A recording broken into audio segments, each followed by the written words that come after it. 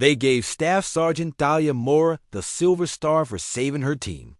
Cameras flashed as the medal was pinned on her chest.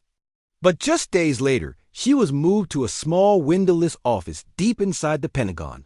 No reason was given.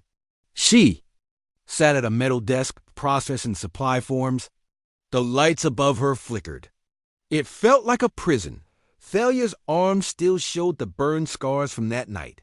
She remembered running through gunfire, dragging her wounded teammate. Her rifle jammed. She used it as a club. The smell of blood, the heat, the screams, they never left her.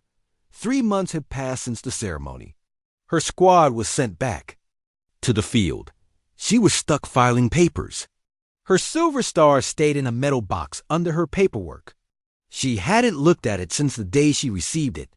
It felt meaningless now. Colonel Westlake dropped a new stack of files on her desk. No greeting, no eye contact. "These need to be done by 1700, Sergeant," he said. "Yes, sir," she replied quietly. As he left, she overheard 2 officers whispering outside her door. Total waste of talent. Orders are orders. File says she's unstable. Unstable? Thalia had served for 12 years with no issues. Never. Failed a psych exam. Why was she being treated like this? At lunch, she entered the cafeteria. Conversation stopped. Officers moved tables to avoid her. She ate alone, watching news on the TV. A military operation was underway in Corango Valley, her old sector. Her squad should have been there. She clenched her fork. Something was deeply wrong. Back at her desk, an alert appeared on her screen. Someone tried to access her personnel file. She clicked to investigate but was blocked. Why did she suddenly need special clearance to see her own records? She tried using her Silver Star citation to pull up mission data. No records found. That mission hadn't just been classified, it had been erased. Her squad's ID also blocked. She was being erased. Over the next 2 weeks, more of her file vanished. The system couldn't find her medal. Former teammates ignored her. One even pretended not to know her. Then she noticed someone. A man in a suit watched her from the parking lot. He appeared again at her coffee shop. The 3rd time, she followed him and cornered him in an alley. "Why are you following me?" she demanded. The man didn't flinch. Staff Sergeant Morra, Silver Star, now stuck pushing paper. Odd path for a hero. He introduced himself as Orion Blackwood. He claimed to be an investigative journalist. "Why did the military erase your records? What happened to your blood work from the hospital?" Thalia walked away. She didn't speak to journalists. But later that night, his questions echoed in her head. She used her own security clearance to dig deeper. Her records were gone. Her medical files? Blocked. Then a message came to her phone. "They're erasing you. Search Silver Ghost Operation on the dark web." She knew it was dangerous. But what choice did she have? Using a burner phone in a public library, she searched. She found thermal drone footage from her mission. The time and place matched. It showed her team ambushed, soldiers falling. Then it showed Thalia moving faster than possible. Her heat signature looked different, brighter, strange pulses around her brain and spine. She fought with deadly accuracy. No panic, no hesitation. When her rifle jammed, she turned it into a weapon. Was that really her? Another message came. Your medical records were changed, blood work deleted. Remember those routine tests after the mission? She remembered being sedated despite minor injuries. The doctor's interest in her recovery. It hadn't seemed important then. She downloaded the video and went home, but her apartment had been ransacked. Her laptop was gone. Her medal, too. A news alert hit her phone. Pentagon denies authenticity of leaked footage. Claims digital manipulation. Outside her window, a surveillance van waited. They wanted her scared and silent, but they underestimated her. She grabbed her emergency bag and slipped into the building's service tunnels. They wouldn't be watching those dots. She moved through dark corridors, trying to understand what was happening. The military wasn't punishing her. They were watching her, studying her. A new message buzzed on her burner. Metro station. North entrance. 20 minutes. She followed the instructions, watching for tails. Orion Blackwood met her there.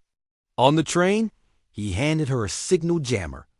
"I'm not a journalist," he admitted. "I worked in military intelligence. I processed your blood tests. They showed rapid healing, strange neural activity things I've never seen." In a safe house, he showed her proof. Project Valkyrie, a secret program testing soldiers with unusual genetics, soldiers like her. He pulled up old files, medical records from her childhood academy years. Hidden treatments, fake vaccines, covert enhancements. "They've been monitoring you your whole life," he said. Thalia's voice shook. "They experimented on me and many others," he replied. "But you're the first where it worked perfectly. It didn't wear off. It grew stronger, and now they can't control it." She remembered the headaches, the fast healing, the combat clarity. It all made sense now. "They want to study you," he said. "Not just study. Extract tissue. Copy your brain." Thalia whispered, "They want to cut me open. They'll fake a transfer. Say it's for stress." "You won't." Come back. More footage leaked. A secret Pentagon meeting. Officials mention her by name. She's the most successful subject. "We need to secure her before the story spreads." Thalia watched, stunned. "They plan to dissect her and cover it up. We need to release everything," she said. "They'll call it fake. Not if people see the truth." They hijacked a Pentagon press conference. The screen went black, then showed Thalia in uniform, medal on her chest. Her voice was calm. "My name is Staff Sergeant Thalia Morra. 3 months ago, I received the Silver Star. Today, I speak for the soldiers experimented on without consent, then erased." She showed documents, childhood tests, academy records, brain scans, footage of others like her. Soldiers used and discarded. "They told us we were unstable, but we were enhanced." She ended the broadcast by releasing every file, names, evidence, proof. The Pentagon couldn't stop it. News channels exploded. People demanded answers. Investigations began. The Secretary of Defense stepped down. Generals resigned. Scientists came forward. A senator reached out offering protection in exchange for testimony. Thalia appeared before Congress. She wore her uniform. She told her story. Everything. She asked for justice, for truth, for choice. Months passed. The project was shut down. Officials faced trial. Other enhanced soldiers stepped into the light. One day, Thalia visited a grave, the teammate she'd saved that night. "I kept my promise," she whispered. A young soldier approached. "I was in the program too," she said, showing the same scars. Thalia handed her a folder. "We're starting something new. Not a combat unit. We fought enough. We're building an oversight committee. Run by us, for us." More came forward.